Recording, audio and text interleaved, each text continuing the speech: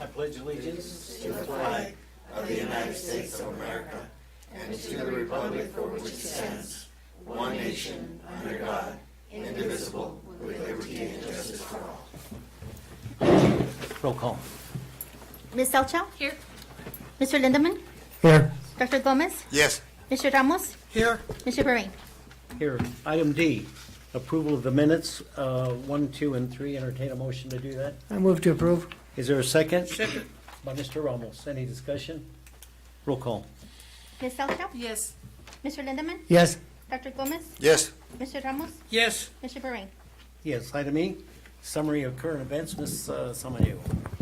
Yes, good evening, Mr. President, board members, and members of our community and staff. Just a few things. On Tuesdays, we continue to visit our schools to perform site academic visits, and members of my leadership team and with the principals, we continue to visit classrooms. We are looking for trends that we see in schools from teaching, best practices, student engagement, differentiated instruction. And we do provide feedback to our teachers. It's non-evaluative, but I am gathering data on our trends so that we can implement some action steps within our district and school improvement plan and align it to what the principals are also doing. So that's happening regularly on Tuesdays, with the exception of board meeting Tuesdays. The curriculum department is also initiating an RFP process for an adoption of new curriculum, math, science, and social studies that we will be reviewing and getting a team together to review new curriculum. There's a lot of concern over our math curriculum that we have, which is the Eureka Math. And so we're going to be doing that with ESSER funding. We also want to report that we had a successful visit from Superintendent Hoffman. She visited Douglas High School and Raybury Middle School. She visited classrooms, spoke to students, spoke to teachers, and also ended with a Q&A session with mostly RBMS staff and students, and the students were very engaged in asking her very good questions. Fall break is next week, so we will be schools will be closed for instruction. Our district offices will remain open, with the exception of Monday, which is the holiday. We also have end of quarter at this Friday, so grades will be closing and report cards will be issued after fall break, midweek or so. Douglas High School just completed their homecoming festivities and want to congratulate Mr. Randy Walker for being named homecoming dedicatee. So if you didn't attend the game or the parade, he was recognized and selected. I also want to inform the board that Ms. Suezan Pineda, Clausen teacher, has been approved to present along with, I believe, Mrs. Moen. I'm not sure if Mrs. Moen will present with her, but at the AZ Alas conference, she submitted a proposal of something that she's doing in her classroom and instructing kids and using digital technology to incorporate learning. So she's going to be presenting at AZ Alas. And then I submitted a proposal too, along with Mrs. Herrera and the AOI curriculum coordinator, Mrs. Angelica Chavez, and we also got accepted to present at the AZ Alas conference. So we're going to be presenting 4 sessions during the conference in November. And I want to remind all of our staff and parents that our family life curriculum is on display out there. We are reviewing it for 60 days prior to bringing it to the board. And that is all I have. Thank you. Could do you want to kind of give us just a quick update on the construction, or do you want to wait for Mr. Soto to do it? We'll wait for Mr. Soto. Well, I can speak and then he can chime in during his report. The construction is progressing. There has been some more delays even due to the latest weather and you know, the amount of rain we've received. We were there on Thursday showing Superintendent Hoffman about, you know, the SFB funded project. There's been a lot of progress, but not enough progress as to where we would need it to be. And we will continue those conversations. And I know Cesar attended a meeting on Thursday. We meet weekly with the team on Thursday, but Mr. Soto attended this last meeting, and he'll have more information to share. Yeah, do you want me to share right now, or do you want me to wait No, for the do it report? now, as part of her report. Yeah, well, our SFB liaison and Mr. Bill DeArmond from the SFOB, I'm sorry, they change names quite often.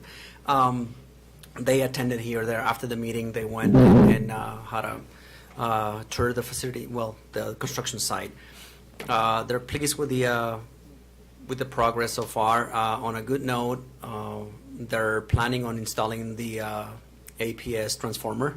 Finally, is here, and I believe they're trying to do it this coming week. So I'll keep you updated on that. But that's a major thing. And like Mr. Samaniego said, the weather is not helping. I mean the rain. But again, we went through, and again, if you haven't gone, please go. It's different. I mean, you can now see kind of classrooms and the cafeteria and everything. There's no walls, but you can see the skeleton of the building.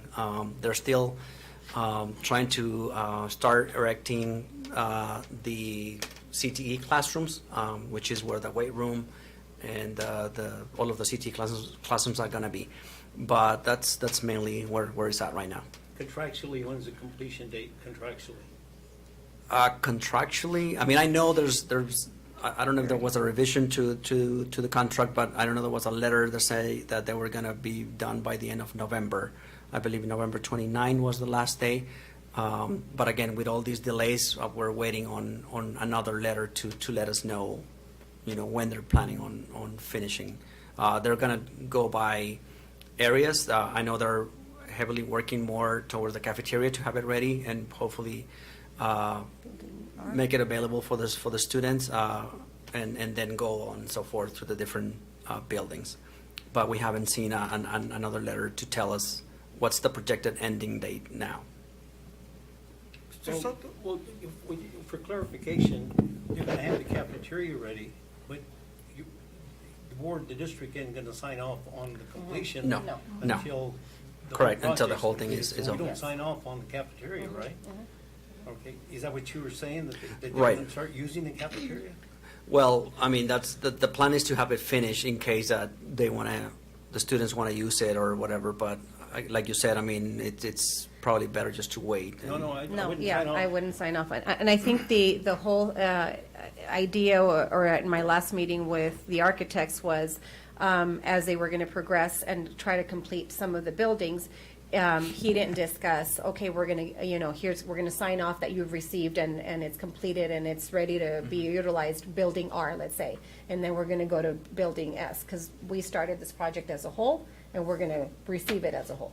That's my idea. Well, Yeah. it just, you have a little history of signing off too soon, and then the circumstances that prevailed after the sign-off, and then they said, well, you already signed off, then we had that problem. It was with the football field, if you remember. So my advice would be, Yeah. don't sign that until, yeah, Mr. Ramos, go ahead. Judge, I just want to ask Cesar, being that they're behind and they're rushing to get it going, you're overseeing that so they won't take shortcuts to be done sooner and have inferior work done there, or something that's left out because it's going to take longer. As long as, they're behind, that's their problem. Yeah. Well, that's I'm sorry, Cesar, that's why we have hired, first of all, the architect and the project managers for the company. As Cesar, he can be part of these meetings and regularly visit with them, but for him to say, I am going to inspect that this is being done, that's why we've hired those individuals to make sure that the contractors are doing what they have to do. And believe me that the architect and our project managers are very on top. Yeah. We're Very, on those very on weekly top. meetings. Yeah. Okay, good, thank you for that. Can I And ask then, a question? Dr. Gomez. What, I don't hear very well. What did you say about the transformer? Well, that is already here. They're planning on installing that transformer hopefully next week. Oh, good. Okay. So I know they already sent an email and letting the students know that they're gonna have to take another route to get to the building because they're gonna fence out that area to install the transformer. But again, they were trying. I think I believe this week, this week that they're going to start doing that, hopefully by having it ready. So when the kids come back from fall break, then that should be clear for the kids, again, to go back to their normal route.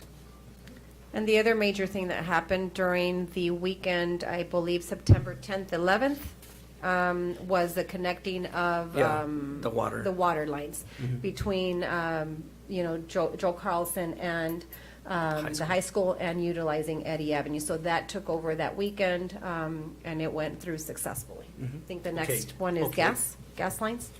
And the next one is gas lines, correct. Okay, thank you for that, and we're going to move on. Governing board member reports. Mr. President, yeah, I just wanted to make a brief report on my attendance at the law conference back in September, along with some other board members and administrators. It was very, very informative on these breakout sections. The one that I wanted to report on is the Title IX amendments to the sexual harassment part. It was very involved and, almost to the level that it was burdensome. And so, but I believe that that's mandatory for us, for the school district coming up. Thank you. Thank you. And I just wanted to add to that, both of us were attending that session there, and some gentleman asked the question, why was the attorney in the other session saying one thing, and now you're here and there? And he says, because it's very complicated, and we have to be very careful and look into it and follow that, to avoid anything going on, so. Yes. On things right, and for one person, and for the other person, he says this is the best route to take, to be safe. Okay, you guys were there, right? Yes, we were there, and I attended that session with the board members, and it is very complicated. It takes a lot of staff to many pieces to the Title IX process, from having a coordinator to having an investigator to having a decision maker to having an appeal person. And so I've already discussed with my team. I'm the Title IX coordinator for the district. Denise is the investigator, I believe. Katie is the investigator. So it's members of our leadership team to be part of, because we're a mid-sized district. It's not like we have 10 different people that are specialized or trained, but we all have to be trained through the Title IX staff and the training, and we've had all that training. So it's very, very detailed and a lot of time involved if there's a Title IX case that comes our way. Okay. Yes.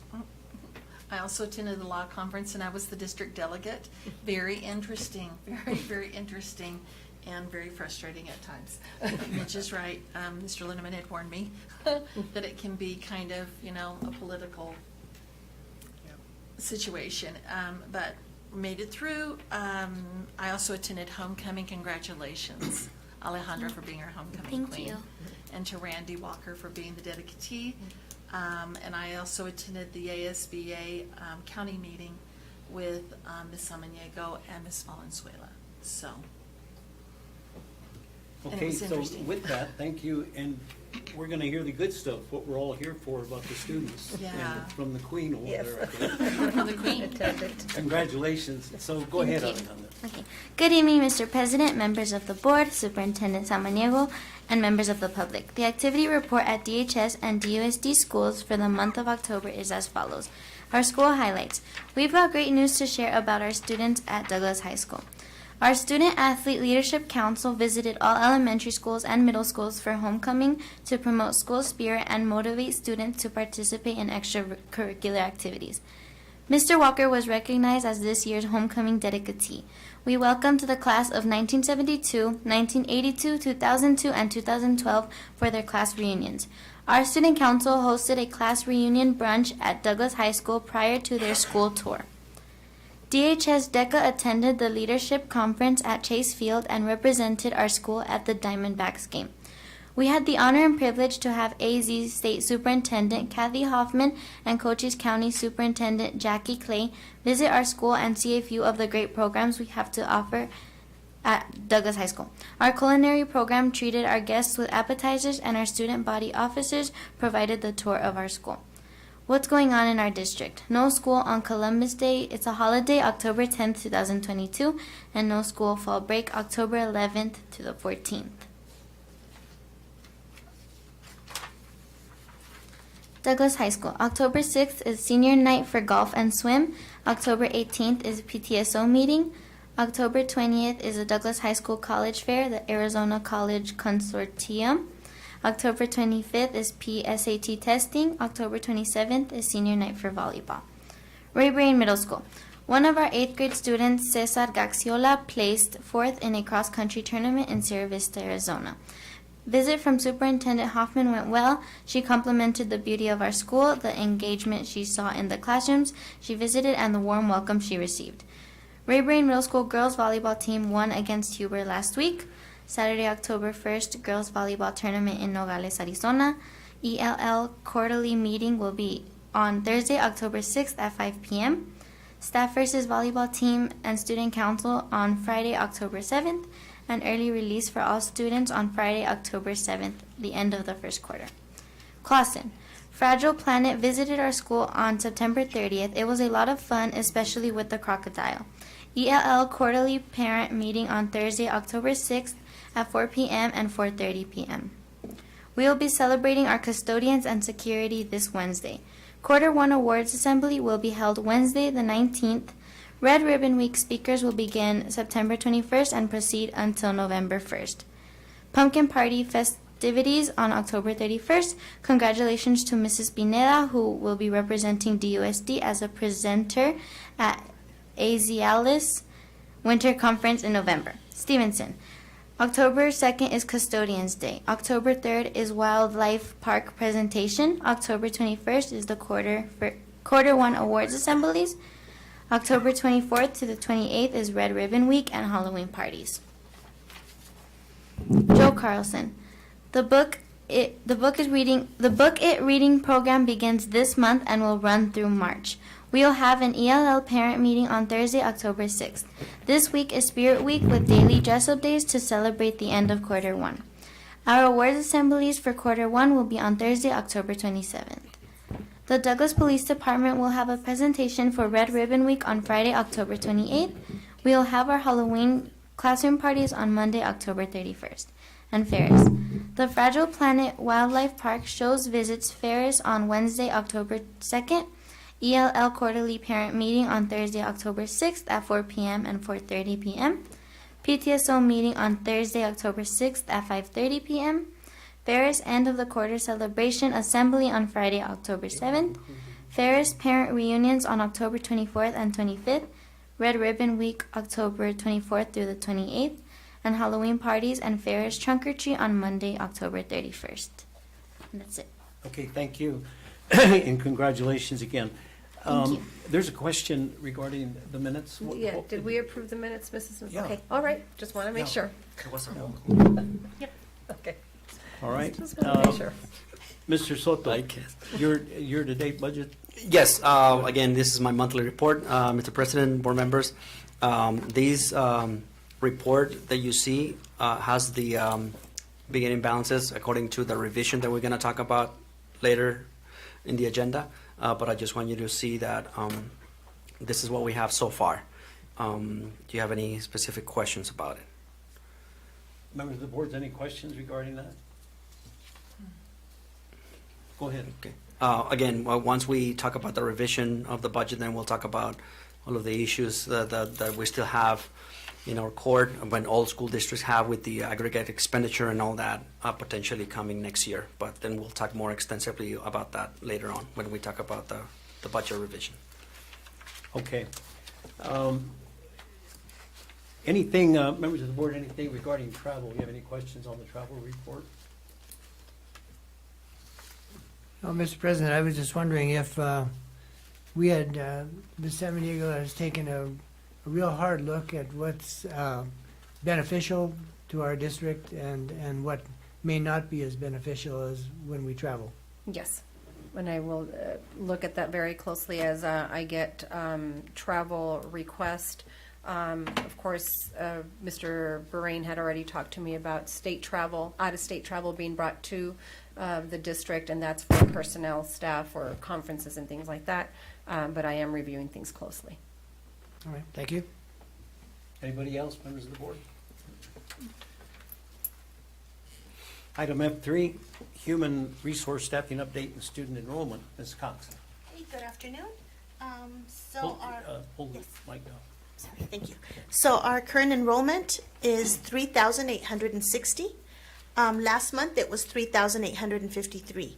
Last year in October it was 3,917. So we're a little bit below what we were last year at this time, but we continue to see an increase of people enrolling. In terms of COVID, so although we don't talk about it as much anymore, we still have cases that are reported. Last week we had 2 staff members that had COVID and 5 students that were out due to COVID. So we're still monitoring that closely.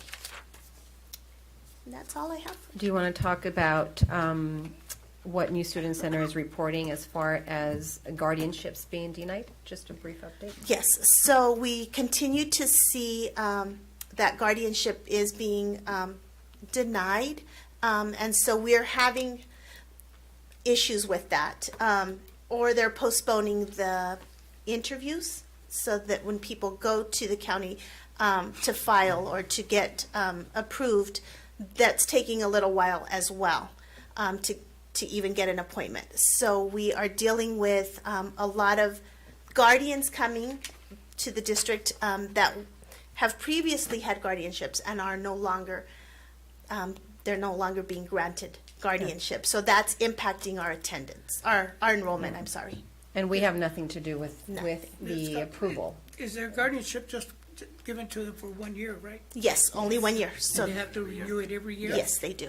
And I think they're getting stricter and stricter, but Yes. They are.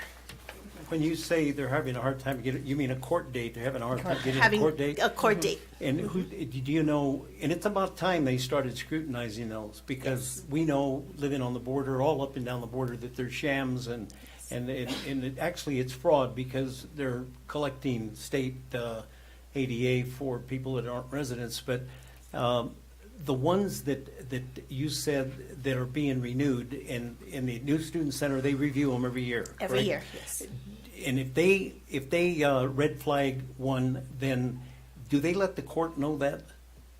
Does the new students? I think I talked to Mene about Yes. that one time, and she should do that. Anna is in communication with one of the ladies at the county department. Oh, And okay. so, yes, Because they do the interviews and they go Yes. through that. That's Yes. that's good. It might hurt the enrollment, but Yes. you have to balance that with the legality and whether it's morally right the way they beat the system. It's not just here; it's all the way to San Luis. and they All right. do get frustrated. So the guardians are, they're getting frustrated with us because we- we won't enroll them.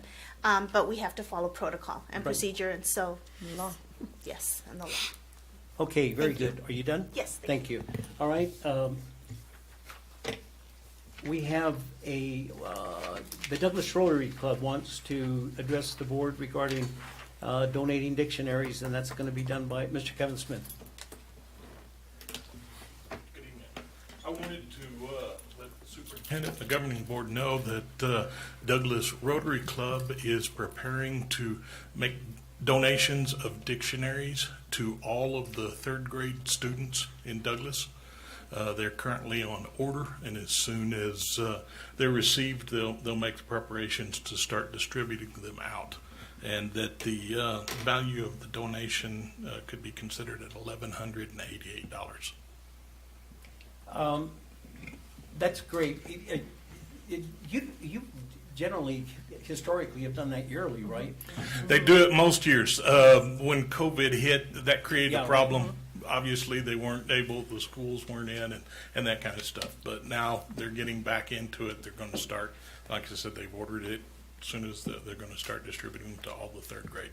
And Kevin, just for clarity, does the Rotary have a grant that they buy those with, or is it funds No, raised by the all Rotary? through fundraising. Okay, that's appreciated. And their donations? It is. Yeah, do you have it under the donations? Well, when they get them, I think they're going to fill out the. And it's, like I said, well, I know my wife said that you always like to know how much, and it's valued at $1,188. So Right. Thank you. Thank you Yes. for that. How many are we talking about, Kevin? That's what I. I don't know what the numbers are. They probably have a better idea. I got told about this at the last minute, but I know that as I was driving over here. But, but- I know they get them for all of the third grade graders, students. right, Yeah, okay. all of the third grade students. Okay, thank you very much. We appreciate that. And next we have Brita Kimball, who wants to talk about salary issues.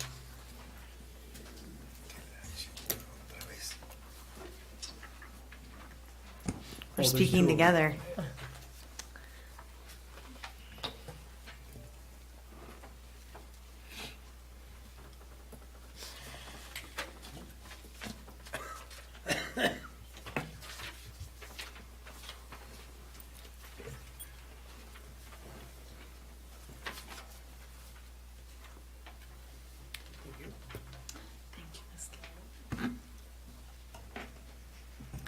Good evening, President Brain, members of the board, Mrs. Samaniego, DUSD administration, and guests.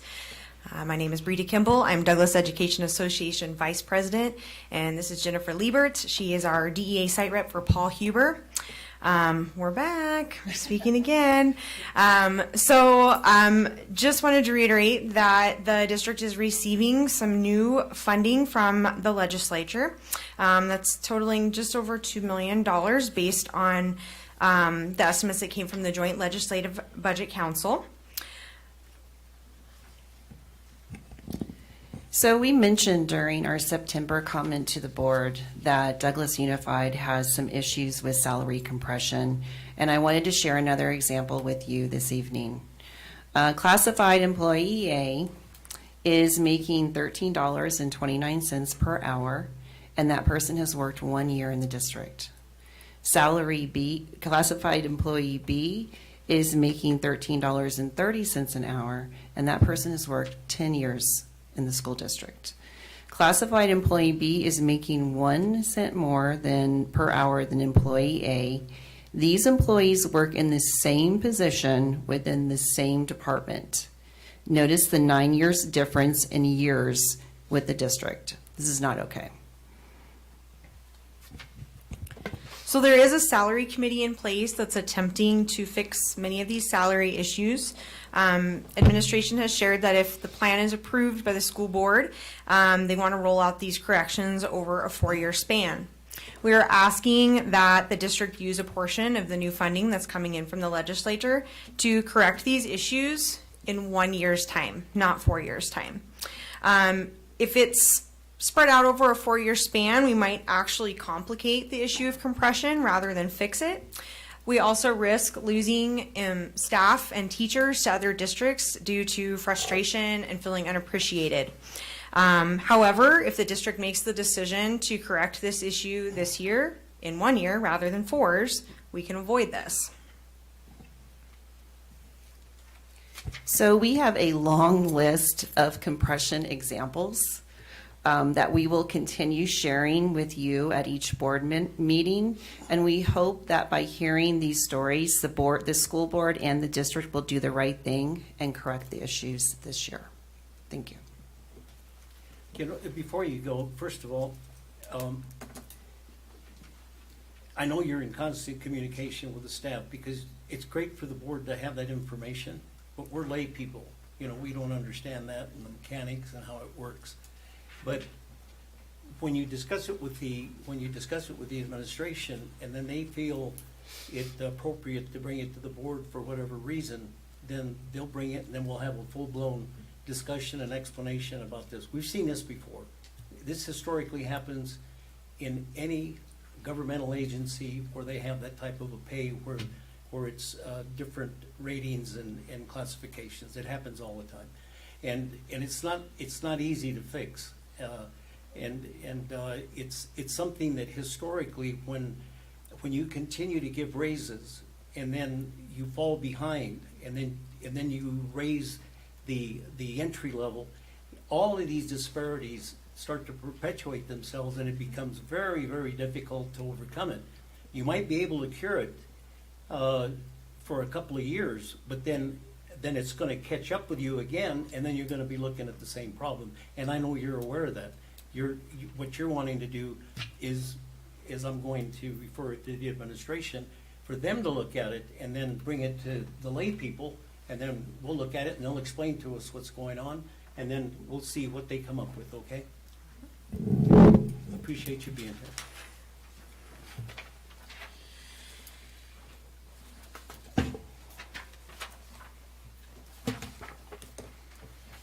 Item 2, consent agenda items. A, approval of the following consent agenda items, payroll and expense vouchers 1 through 2. Entertain a motion to approve I move to approve. by Mr. Lindeman, second Second. by Mr. Ramos. Any discussion, board members? Roll call. Ms. Salcha? Yes. Mr. Lindemann? Yes. Dr. Gomez? Yes. Mr. Ramos? Yes. Mr. Bering? Yes. Item 3A, discussion action on the approval of certified hires. Ms. Samaniego. As presented, we have some after-school enrichment program staff, after-school tutoring, emergency subs, and homebound teachers. Okay, members of the board, do you have any, let's get a motion on the floor. I move to approve the certified hires. Is there a second? Second. By Ms. Salchow. Discussion. I do. Are there only 6 homebound teachers At this time, yes. at this time? Mhm. Okay. Yes. Any further discussion, members of the board? Roll call. Ms. Salcha? Yes. Mr. Lindemann? Yes. Dr. Gomez? Yes. Mr. Ramos? Yes. Mr. Bering? Yes, item B, discussion action on the approval of classified resignation. Ms. Samaniego. As presented, we have a couple interventionists, a bus driver, food service, IT, and instructional support staff. Are those two listed there? Are they family? Are they the same family? Sisters. They're sisters? The 2 girls. Let's get a motion on the floor, Ms. Lindemann. I move to approve the certified resignations. I second. Classified, Second by Ms. excuse me. Salchow. Discussion. Um, Mrs. Salchow. I just look at every board member, or every board meeting, I see we just have more and more resignations. And people start here and then they'll be here for 1 day, in this case, or they might be here for 3 months, 4 months. There just seems to be a pattern. And the amount of resignations, I was really pleased to see that we didn't have as many ESS IAs resigning, which, and I understand during COVID that was extremely difficult, and we gained, but we lost quite a few people. But it just seems like there's a pattern here about a lot of people resigning from our district, and that concerns me. Mr. Lindemann. I just wanted to follow up with that, is there an underlying reason? Are we not training the people or telling them ahead of time what to expect? Well, At first, let me, before you just respond, the board and the administration is aware that the board sees the resignation letters as well, and that we're privy to everything that's said in those letters, right? yes. And so if we are, as board members, then you are compound that interest in what they say, right? Yes. So you're very aware of what's going on, and then Ms. Salchow talked about a trend, and that's the first thing that I'm sure that you, especially Denise in HR, you recognize. And then secondly, Mr. Lindemann was concerned about the training, but as Ms. Salchow mentioned, if they only work 1 or 2 days, there's no room for training. So there's got to be something that the administration needs to maybe be more sensitive to regarding these things. So anyway, Yes. I'll let you. And so, Mr. Lindemann, to answer that question or actually chime into what Mrs. Selchow said, unfortunately, yes, and more every board meeting, you keep seeing, staff resign. And unfortunately for our classified staff, there is nothing that can hold them to, such as a teacher's contract, right? That they're breaking a contract and there's liquidated damages. Some of these individuals that we see time and time again are close to retirement, as in the case of at least one bus driver. He was going to be retiring in October, but he was able to complete his 80 points, and he just decided, you know what, I think it's time. Others are either have some personal issues. So from this list, there are 2 individuals that, like you said, were here for a day or 2 and then left.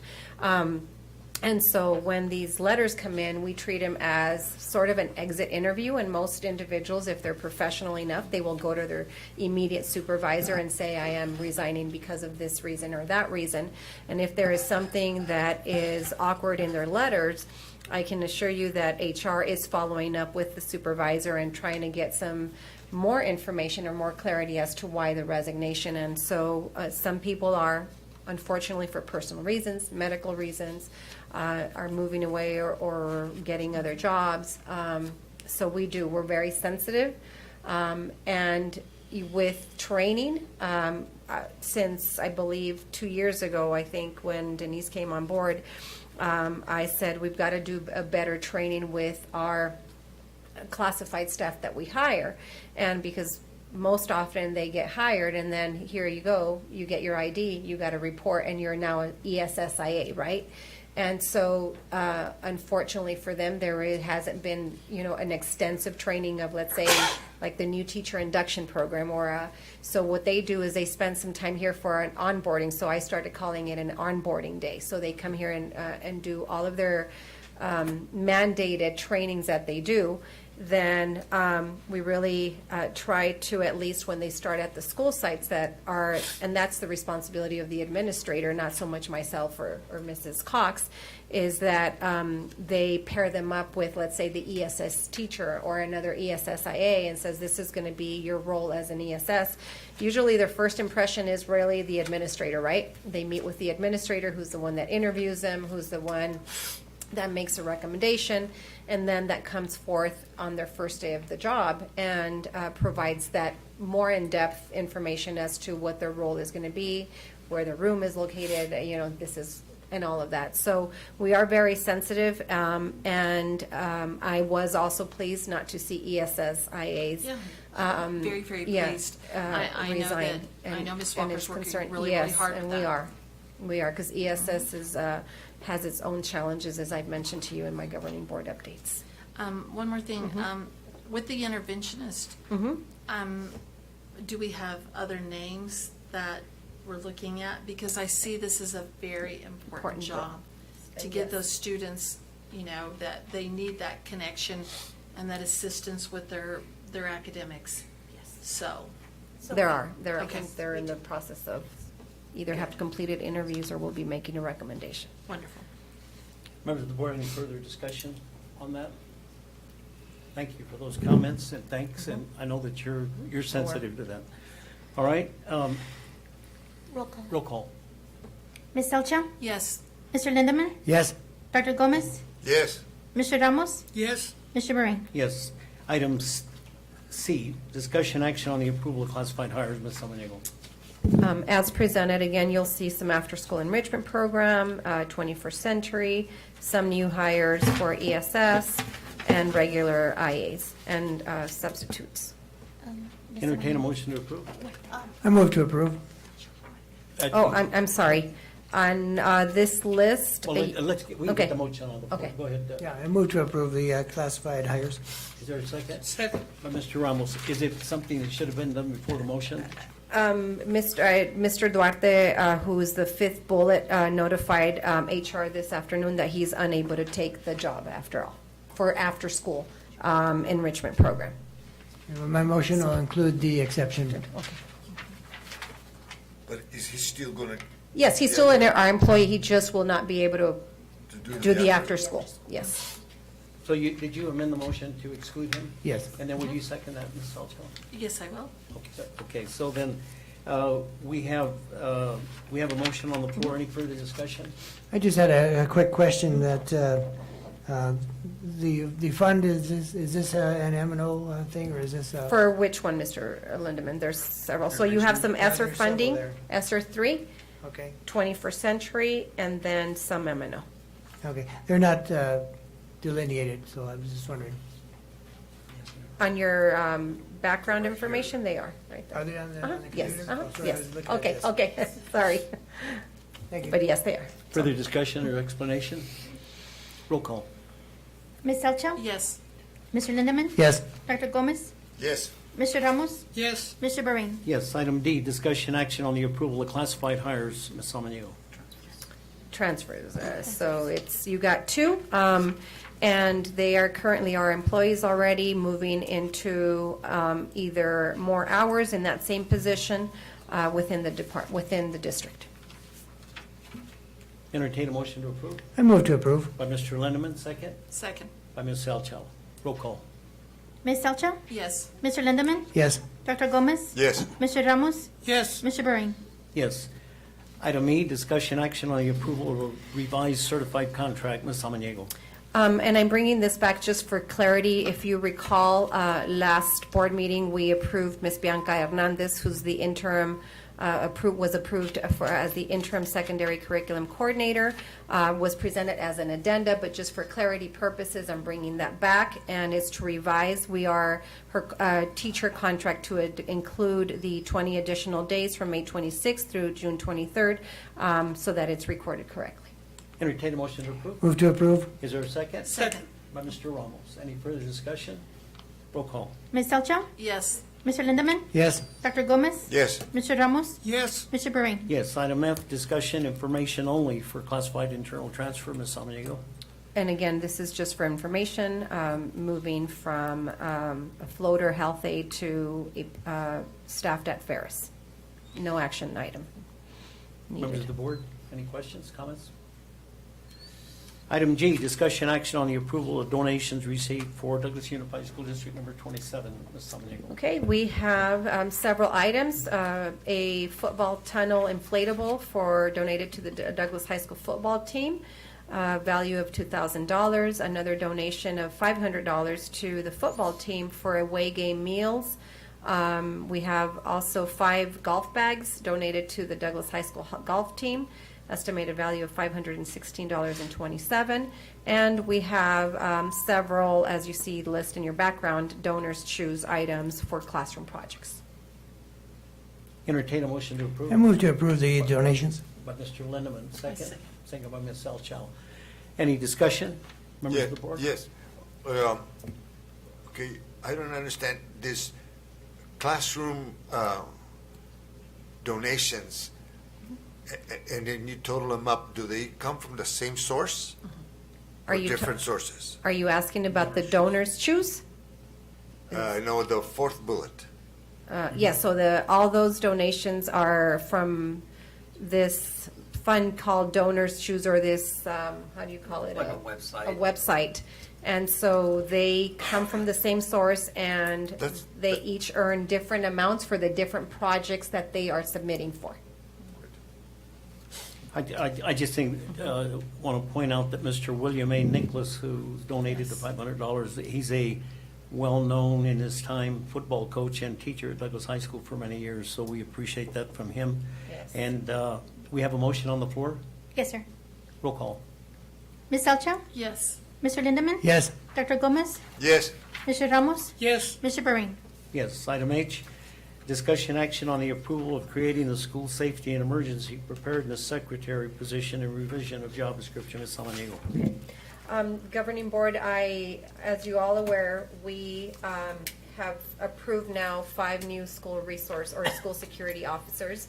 And there was an extensive discussion at one of our previous board meetings where I believe Mr. Lindeman asked, is there any way we could have a person who is also within the department kind of monitoring our cameras and our video footage and more there on a permanent basis? And at this point, we don't have anybody but Mr. Augie Ballesteros. And I will say, I want to commend and congratulate Mr. Ballesteros for the amazing job that he's done since he took over that department.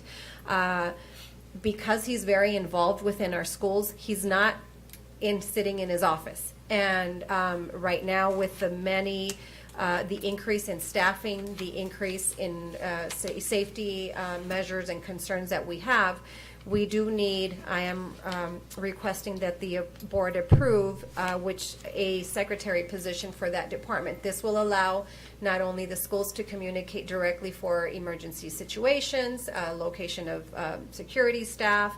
That way somebody will also be there able to monitor our cameras and be able to get video footage, because what happens right now, let's say Mrs. Rodriguez at the high school says, Mr. Ballesteros, can you please review the cameras in camera 8 from 1:30 to 2:45 p.m.? And if Mr. Ballesteros is not on site and doing other things, he's going to have to wait or leave what he's doing to go back to the office and look at that camera.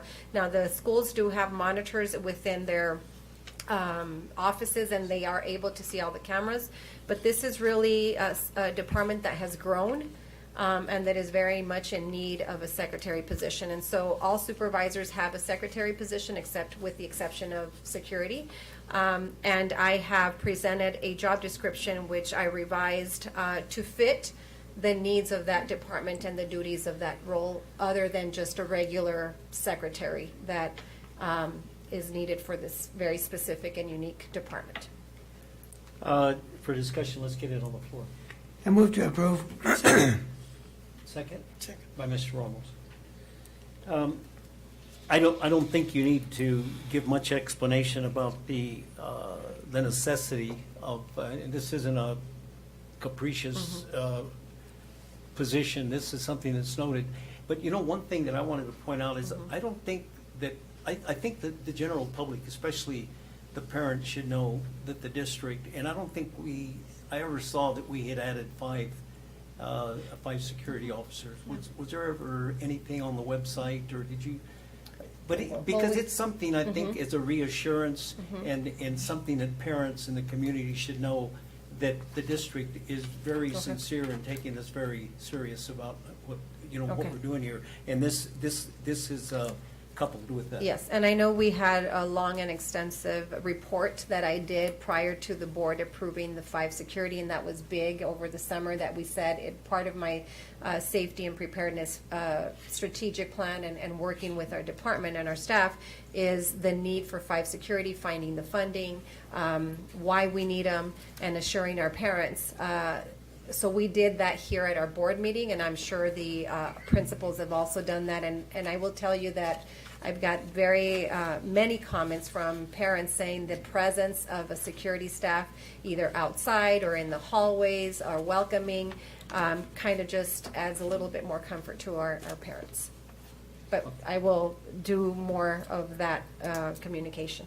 So, just a question. So the secretary is going to be fully trained to know what to do, act on in case of an emergency? Yes, because there's a lot of dynamics that are involved within this role of this secretary. It's from communication, disseminating information, gathering of, unification. I mean, there's a lot that's going to go into supporting that department and in that role. So yes, I will make sure that we do extensive training and collaborating with whoever we hire.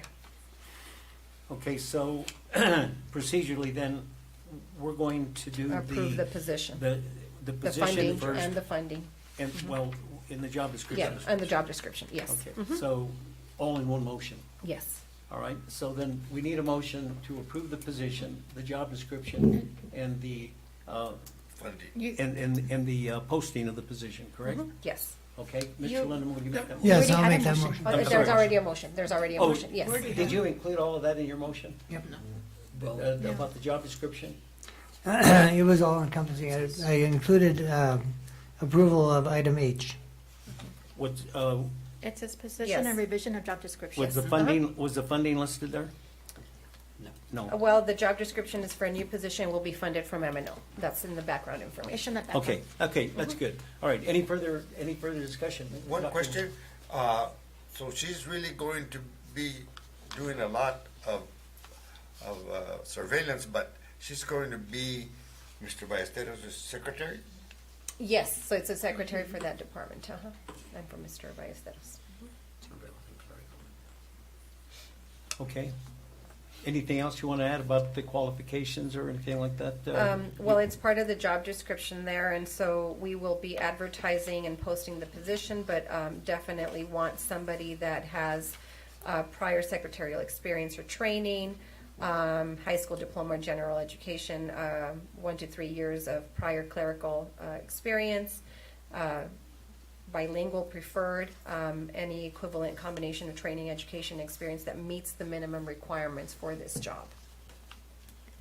Roll call. Ms. Elcha? Yes. Mr. Lindemann? Yes. Dr. Gomez? Yes. Mr. Ramos? Yes. Mr. Bermain? Yes, item J, discussion action on the approval, I'm sorry. Aye. It's I, discussion action on the approval of the amended direct service agreement between Douglas Unified School District number 27 and Vale Unified School District for Arizona Online support due to typographical error. Ms. Samaniego. Yes, and I'm just bringing this back. You already approved it, but once it was approved, they Vale recognized that they had a date error. And this is a one-year agreement for school year 2022-23 with the correct date. Entertain a motion to approve. I move to approve. Is there a second? Second. By Mr. Ramos. Any discussion? Roll call. Ms. Elcha? Yes. Mr. Lindemann? Yes. Dr. Gomez? Yes. Mr. Ramos? Yes. Mr. Bermain? Yes, item J, discussion action on the approval of the governing board self-evaluation. Members of the board, did you have an opportunity to look at that? Any discussion regarding that? I wanted to make a few comments, if you don't mind. Sure. You want to get a Yeah, motion on that's the it. floor, then we'll- I move to approve the governing board self-evaluation. Is there a second? Second. By Ms. Selchow. Go ahead, Mr. Lynn. Thank you. When I look at this, we had a comment that, let's see if I can find it here.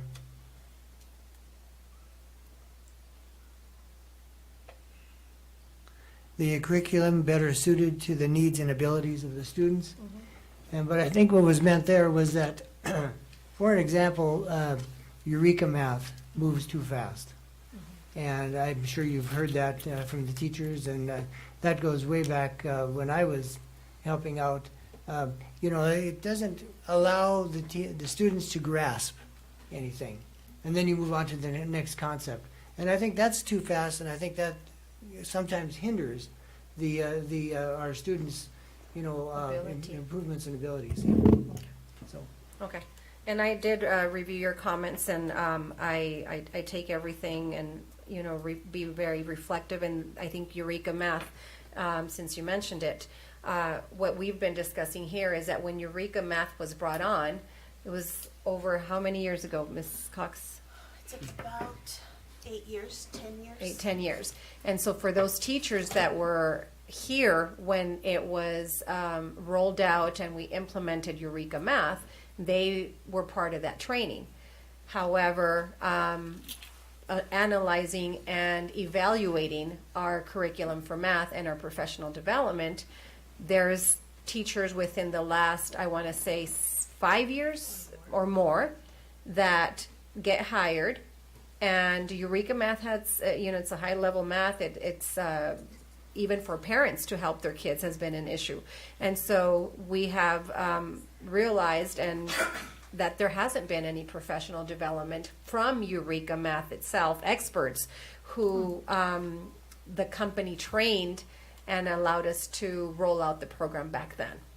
And so that is one of the reasons that we are doing an RFP for a new math curriculum, which allows us to have a committee to review the curriculum and make decisions for the district based on many interests or many even experts within our district. So I think the part of the problem is sometimes that curriculum, it's a one-size-fits-all model, and the same curriculum doesn't have to be the same for high school as it is for elementary. And when we started that conversation last year, the committee realized and made decisions that were suited for their level. And so it is my goal to, before I bring something to the board, that we extensively look and review the curriculum that is best suited for our kids and the training that teachers need.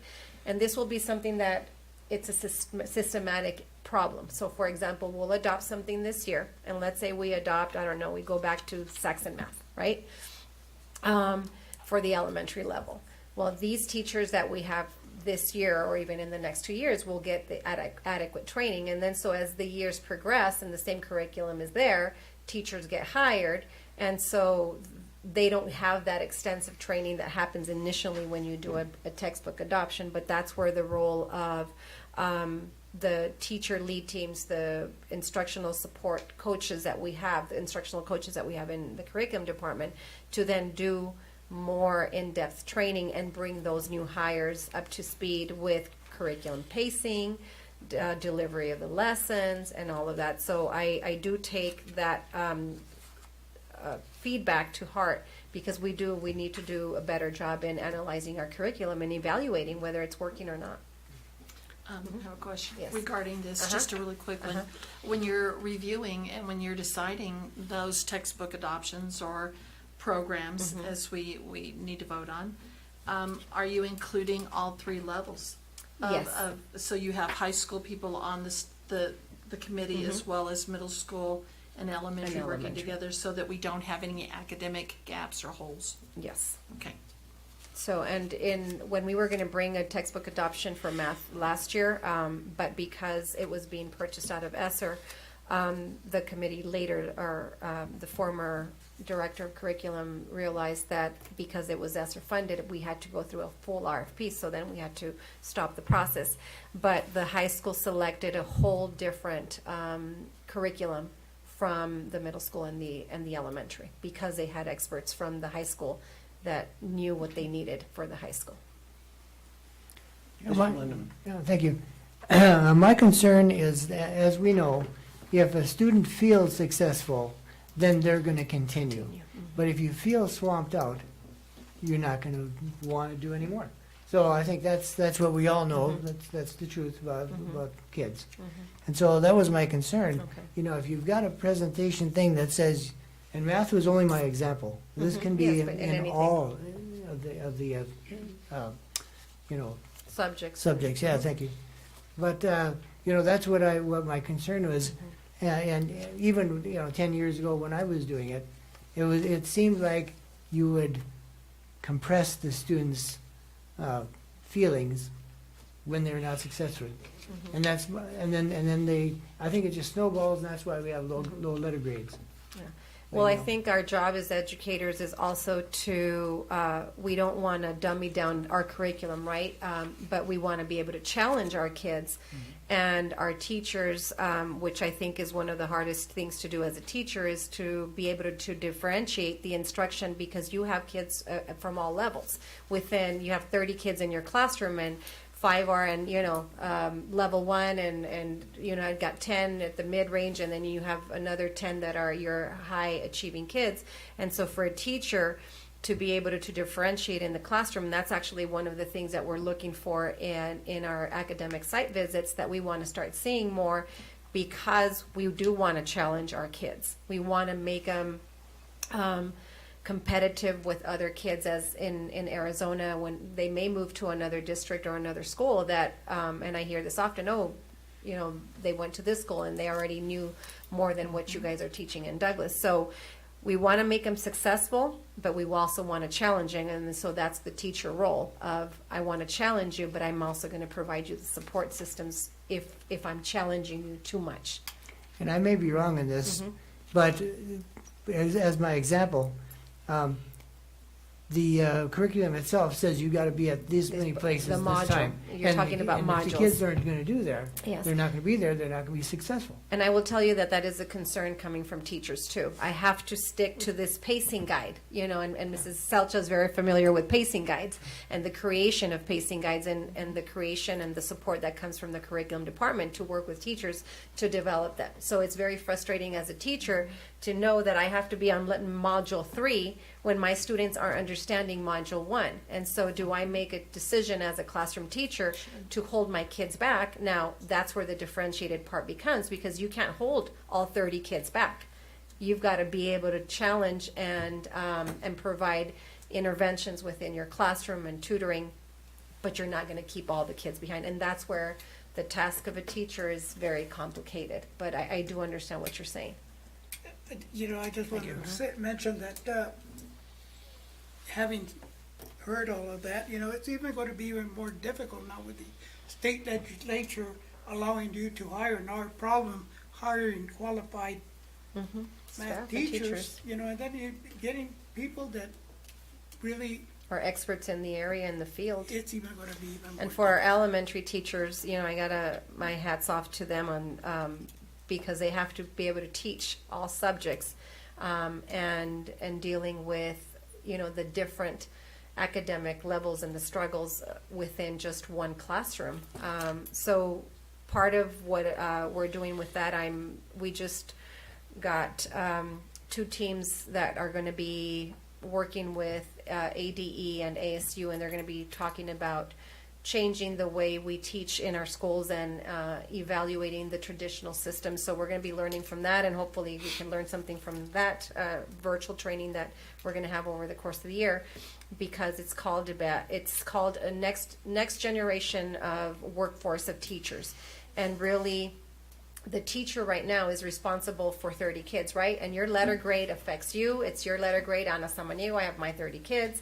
Ana Samaniego scores from 5 years ago. Ana Samaniego scores from 4 years ago. And so this whole training talks about that, the responsibility. It's very challenging and almost impossible right now to say that letter grade is only the responsibility of that one teacher, and really combining that effort between this model of integrated classrooms where you may have 2 teachers working with, 30 kids or 60 kids, and where we're both teaching and teaching to the best of our ability in our strengths. And you may have, back in the day, elementary teachers wanting to teach, well, if I'm stronger in science and math, let me just teach those kids. And because of certification and ADE rules, that they didn't allow us to do that, because they'd have to be certified, sort of like a specialized secondary teacher. So there's a lot that goes into the mix, but definitely many more challenges after the post-pandemic and it's going to take us a while. It's going to take us a while to get back into the swing of things. So I'm confident that hopefully this work that the textbook adoption committee is going to do is going to have extensive discussions, because what I don't want is a whole year's worth of work and a decision to be made, and then somebody that was part of that committee to come back and say the last minute, oh, well, I never agreed, but they had a whole year to speak up. And that happens, Mrs. Salcha. Yes. So. Mr. Lindeman, anything else? No, that's fine, thank you. Ms. Salcha? That's all. Mr. Ramos? Dr. Ed, do you have any comments? No, fine. Alejandro, do you have anything you want to add? Curriculum, math. What's your perspective on that, Alejandro? I'm just kidding, you don't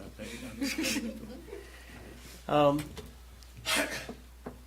So anyway, we got the motion on the floor. That's on the self-evaluation. Appreciate you bringing that up, because obviously it's important. We've got a lengthy explanation out of that from the staff. All right, roll call. Ms. Salcha? Yes. Mr. Lindemann? Yes. Dr. Gomez? Yes. Mr. Ramos? Yes. Mr. Bahrain? Yes, item K, discussion, action on the approval of Douglas Unified School District numbers 27 qualified evaluators. Ms. Samaniego? Well, this is, as presented, this is the annual financial report. Where am I? K. Okay, I'm sorry, I just went. K. Okay, sorry. This is the qualified evaluators, and so these are all of our school administrators that have gone through the qualified evaluator training, and so I'm just presenting everybody's name. In addition to, we're adding the new assistant principal at our BMS, and Ms. Bianca Hernandez, Douglas High School interim secondary curriculum coordinator. What about the department heads at the high school? So the reason I didn't add the departments yet is because they will be doing training for qualified evaluator training, but they will not be evaluating. So we've had this discussion before. Their job description per se, just as a department chair, doesn't say that they will evaluate. But I do want them to be attending the training, because they have to assist in doing walkthroughs and being more involved as a department chair in mentoring and coaching, because the high school doesn't have a coach, doesn't have their own designated coach. And so that's why I didn't put them on the list. If we want them to be evaluators, to actually, and I discussed this at length with our legal counsel even before I put Mrs. Bianca Hernandez on here. And our policy states, our governing board policy states that the governing board will determine who is designated as a qualified evaluator to do the teacher evaluations, and it doesn't say a school administrator, it just says who's been trained as a qualified evaluator. That's what you guys are for, though. You Yes. you tell us who they are. Right, Sure, the yes. governing board is going to Exactly. approve it, but you have to tell us who they are. Yes. Mitch and I and Dr. Gomez can't say, you know what, we want so-and-so. You tell us. Of So right course, now, of that's course why we I approve have it. these individuals so far. Okay. Roll call. I need a motion. I move to Oh, approve. I'm sorry. Is second? Second. Dr. Gomez. I Any just had further a discussion? question, yeah, quick question. Are these trainings done yearly because we approve it yearly? No, actually, the qualified evaluator training is, unless there is something new that's coming from ADE that says you have to renew your qualified evaluator training, then we will send everybody else to get renewed. But usually it is when you get hired and that you're going to start evaluating. So they haven't really updated anything new, but I will be sending some new if there's any changes. I'm just wondering, when do you need a refresher course? Uh-huh. When do you, is this a certificate that expires, or?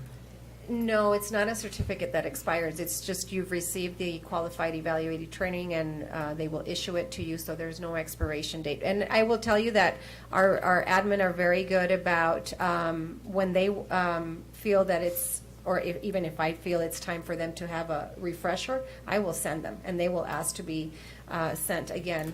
That happens with the suspension, discipline trainings that we have from the trust too. When you bring kids to long-term hearings, some administrators, that's a one-time training, but they've asked, I need a refresher on this. So Okay. that's still available. Thank you. Roll call. Ms. Elcho? Yes. Mr. Lindemann? Yes. Dr. Gomez? Yes. Mr. Ramos? Yes. Mr. Bereen? Yes, item L, discussion action on the approval of the annual financial report, the school level reporting form, and the food service annual financial report for fiscal year 2021-22. Mr. Soto.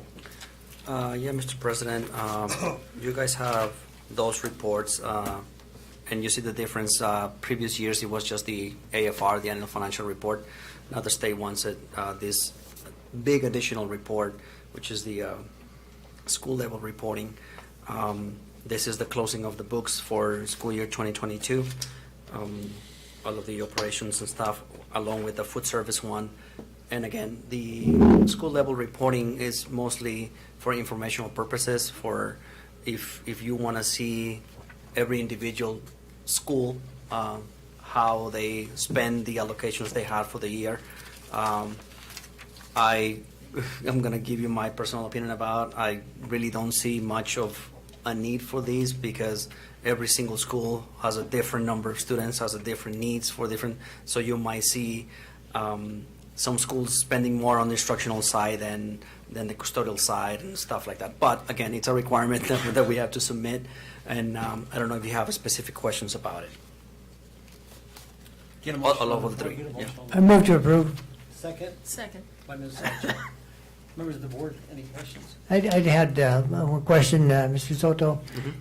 When you mentioned that each school is different, do they get a different budget at the beginning of the year, or? The budget, it goes depending on enrollment, mainly, the number of students. And then the principals know that as the year goes by, if there's any specific needs, like more IAs or more instructional resources for a specific program or whatever that they have, then they can come to me and then we can allocate more. So yes, every single school has a different budget. Different, based on enrollment? Correct.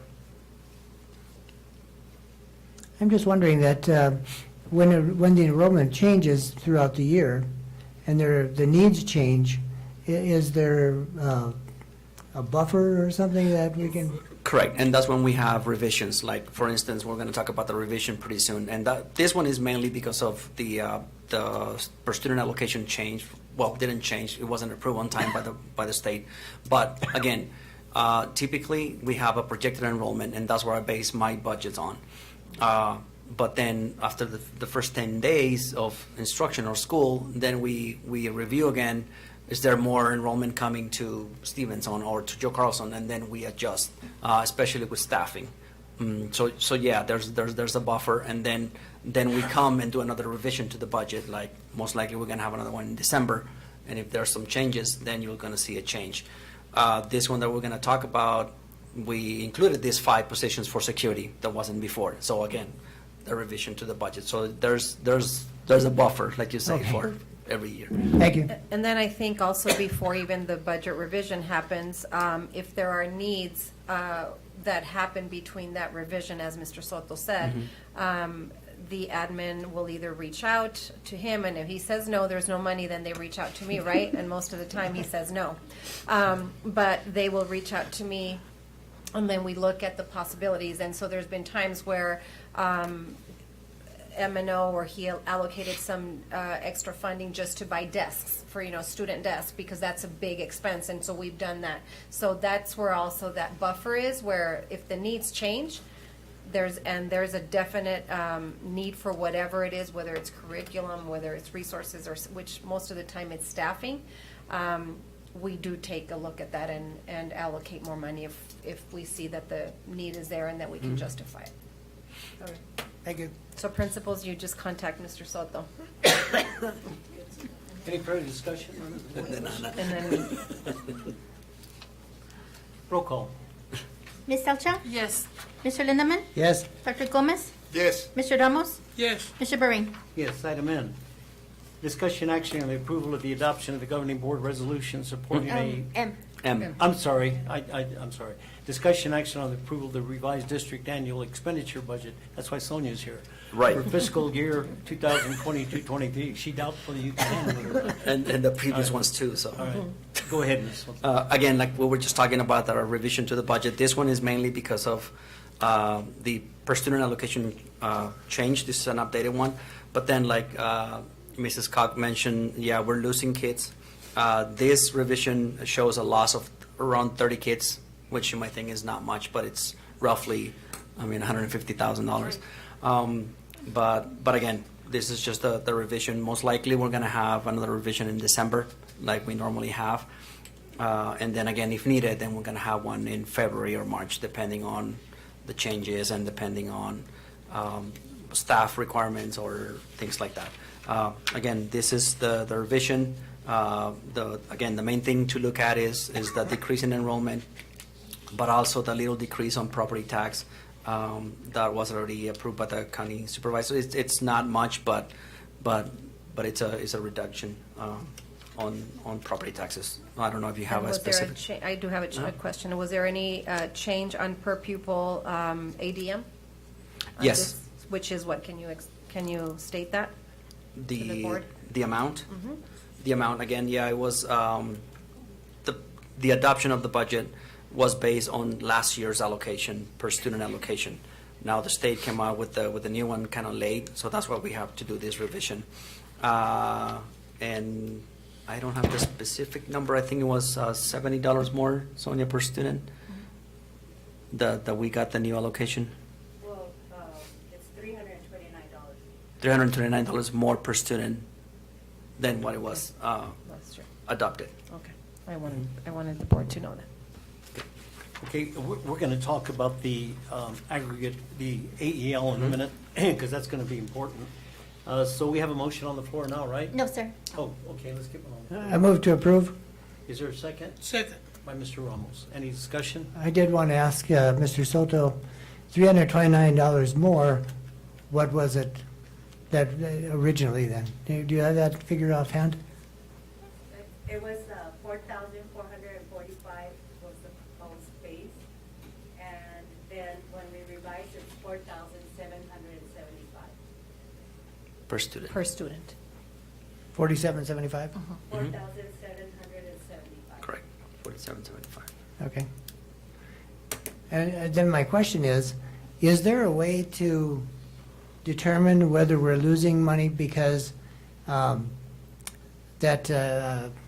voucher program went through, or is?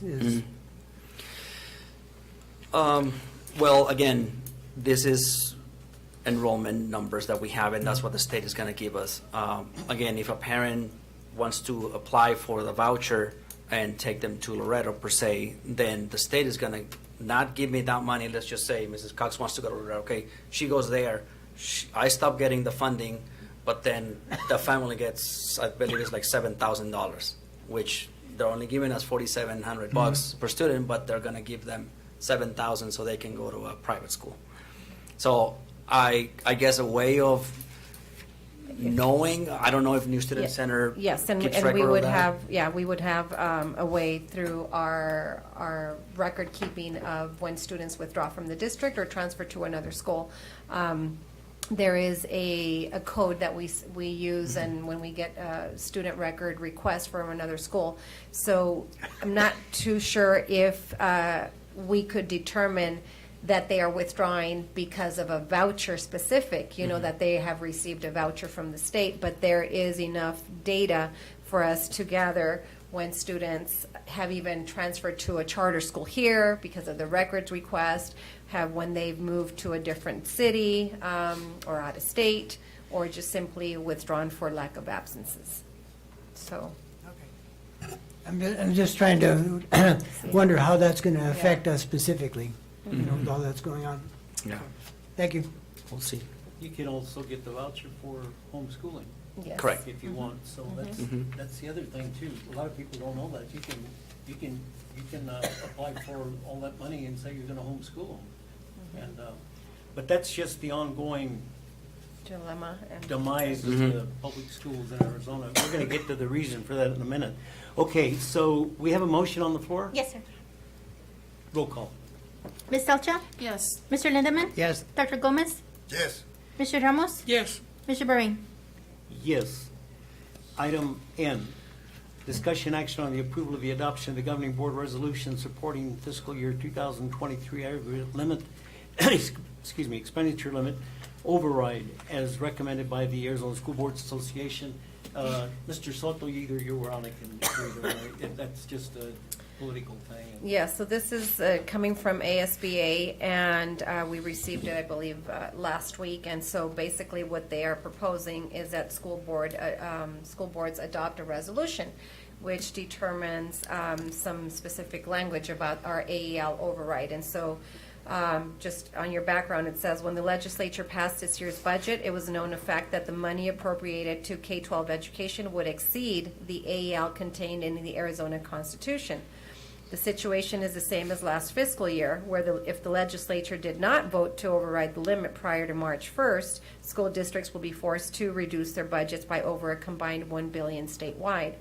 For DUSD, the impact will be approximately $4,531,455. Is that correct? No? $4,531,455. $4,531,455. ASBA and other organizations believe it's imperative that this be resolved and as soon as possible. And as the superintendent, I did sign off on a letter that a lot of our superintendents across Arizona sent to our legislatures. We have to be more involved and contact our legislators and ask for this AEL to be approved and the override to pass.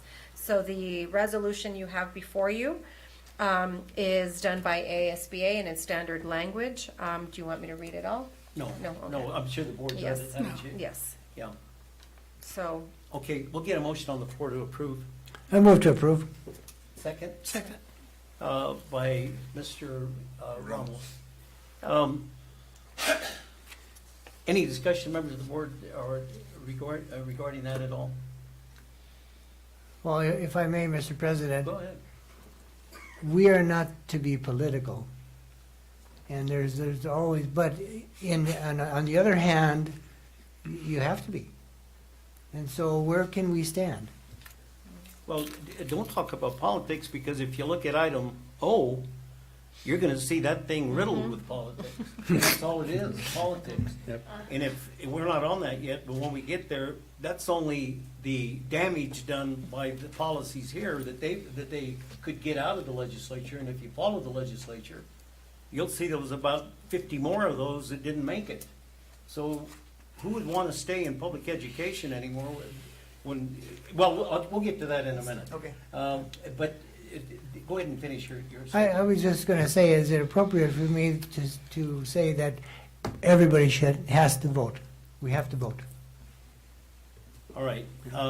Did you want to say anything more? Well, about- no, just as a reference, that the 4.5 million estimated for this year, again, last year was 4.2. So it's an addition of $300,000 more that we're in risk of losing, just so you have a perspective of. You know, the risk of this district losing that much money, and don't sell them short, because last year, I don't know if you remember, it went right down to the wire. And the politics right now are much, much hotter up there right now than they were ever before. So realistically, could that happen? The Yes. answer is yes. And that would be a quarter of our 16%, of 17%. our Yeah, budget the limitation. for a quarter of the year. So one thing that I know that I'm sure the board's going to agree with me, we always want to make sure when you look at the potential of doing that, you know, every year when I was at the state, the governor would always say, "Oh, the JLBC would say we're not going to pass the budget, have an alternative program to shut down the government." It never happened, but it could happen now. So you better have a tentative option to deal with, because I'm going to say, and I know that the board supports it, number one and first and foremost, we have to have supplies and we have to have the first line of instruction in the classroom. And second, we got to make sure that we take care of our staff, regardless. And I mean, and it's not going to be to the detriment of buildings or anything like that. But we want to make sure we take care of our staff, because they're sticking with us and they're loyal. And right now, there's every reason in the world for people to leave the teaching profession. Everything is against them. And you're going to see an item O when we get to that. But we want to make sure that we have enough money to maintain, to hopefully give a raise, and that we can sustain it. That's the top priority over and above the student, the application of the things in the classroom. So you really better look at some alternative there. Because come back to the board and keep us going, because that legislature, because it's an election year, they want to impress their constituents and say, boy, we really let them have it. We cut all this money, and it could happen, and that's the reason they're panicking again. Hopefully it won't, but if it does, we have to set those priorities of what we want to do with the money if it were to become a reality. All right. Excuse me. All right. We have a motion on the floor? Yes, sir. Yes. Okay, any further discussion on that? Not on this. Roll call. Ms. Elcha? Yes. Mr. Lindemann? Yes. Dr. Gomez? Yes. Mr. Ramos? Yes. Mr. Bahrain? Yes. Item O, discussion action pursuant to BGF to temporarily suspend policy BGB, requiring 2 readings of the proposed policies prior to approval of the adoption, in order to approve the following policy advisories immediately upon the first reading. And I'm going to defer to you, Ms. Samayo, because I don't want to get my blood pressure up. Go ahead. Yeah, oh, you want mine to go up. These policies all came obviously from ASBA, No, they came from the legislature. from the legislature, and then ASBA sent them to us. I'm And so sorry. we're, like Mr. Bahrain said, a lot of these policies are just making things a lot more complicated for teachers, and the policies, especially involving parental involvement in education, are extensive. If you had opportunity to review the policies, there's everything from parents' rights to, the curriculum, decisions on what curriculum they want their specific child to be taught as opposed to everybody else. From immunization records to just records from anything that they can get, a teacher communication, whether teachers are even texting with educational information using their personal phones. And so we had an extensive review of all of these policies within our admin team, so that they could fully understand what was being presented today. And we will have further discussion and further information to the general staff on all of these parental involvement in education, which are policies KB, KBR, KBED, and point out to the staff very specific things within the policy that will be very important for their knowledge as teachers. So. You didn't want to highlight any of them? Well, No, I'm not yes, suggesting you do it, I the just- one I do want to highlight is policy IKF, which is graduation requirements. And if you noticed, that was the only policy that we are adding some specific things that Douglas High School wanted to change on the policy pertaining to their own graduation requirements. And so it is page 72, Alma, you said? 72 out of the 117. And that takes Douglas High School to the 22 graduation requirement, but coming from the policy being presented, it was geared towards just a general 22 credit requirement, and Douglas High School has reviewed and made those changes on that one, specific to Douglas High School. Okay, do we have a motion on the floor? No, sir. Just- I move to approve the policies. Is there a second? Second. Any questions, comments? Yeah, I did. Go ahead. Ms. Samaniego, if you could just clarify a little bit on the immunization of students, especially a 6-year-old that doesn't have to have this, be immunized to be able to attend school? Is that the change that they're making? Let me see, so I'm on the immunization It's one right now. 721, I believe. Are you on page 50?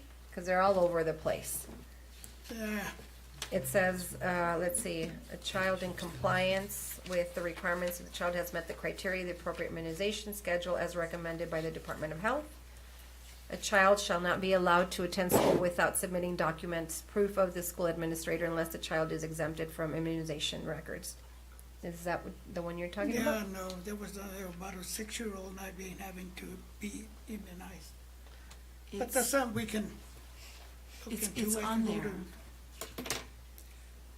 I think you're on exemptions to immunizations? Yes. Okay, students who have reached their 5th birthday shall be exempt from the HIV immunization requirement. So there's very specific things, but here, as a school district, they have to present their immunization record for the ones that are already established, that they have to provide before attending school, if that makes any sense. But this one is like this one, I think the one you were talking about was HIV immunization. Okay.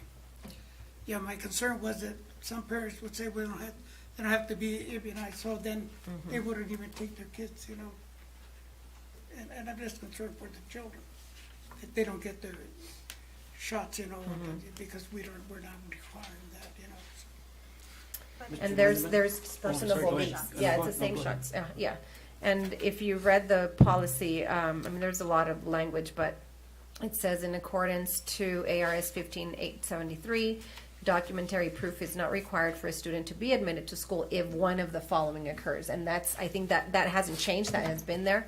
And A is for personal or potential risk of non-immunization due to personal beliefs, parent or guardian does not consent to the immunization of the student.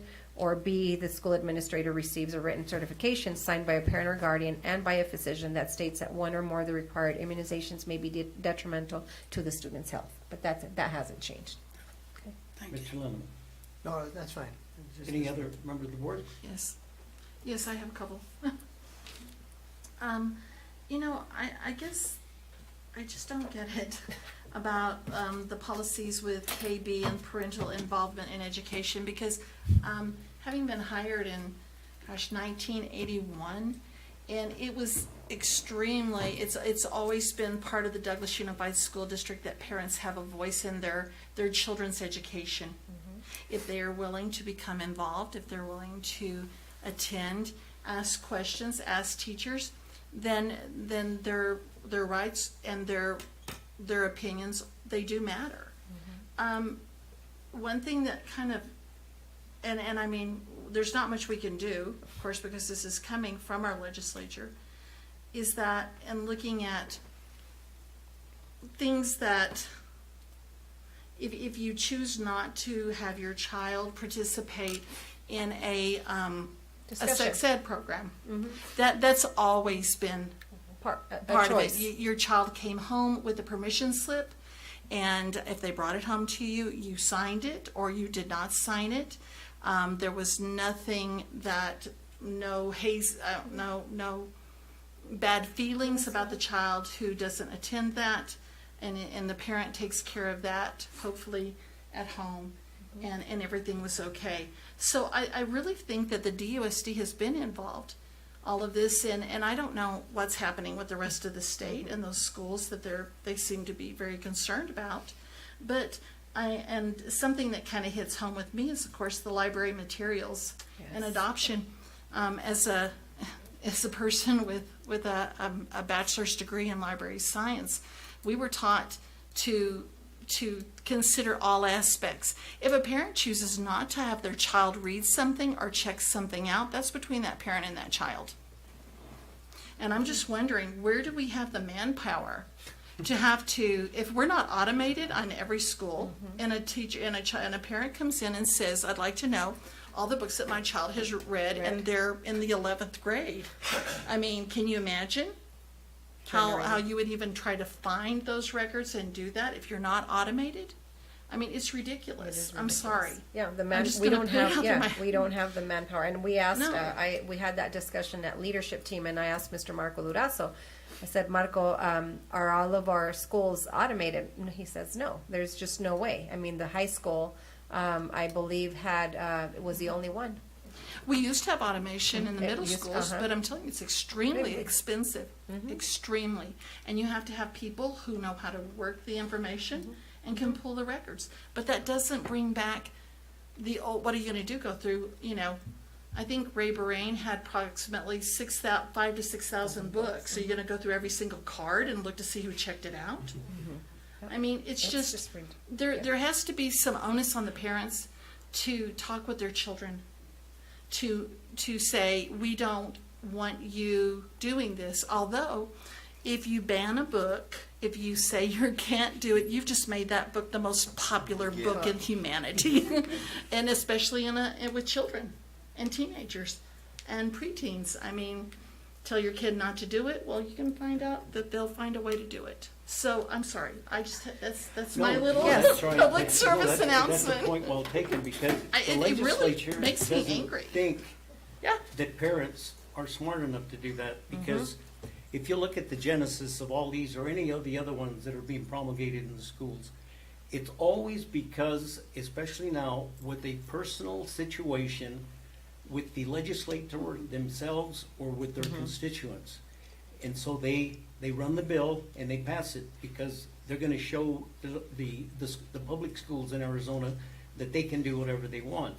And so every one of these comes from some personal experience that a legislator had regarding this. That thing about the banned books, that comes from Hickman. Well, we won't get into names, but it comes from a guy in Phoenix. The one about the library, the other one that you were talking about comes from the lady in Mesa that ran for school superintendent, and she got beaten in the primary. But the sad part of all of this is that these people have to live with it. The teachers have to live with it. And how in the world are they going to be able to do? The administration is going to have a nightmare with a lot of this stuff. Well, and as a parent and as a grandparent, I don't want somebody else telling my son and my daughter-in-law that a certain book or a certain anything, that they know what's better than my son and my daughter-in-law do for their child. Because you as you're one family, you're one person. And you don't necessarily speak for everybody else.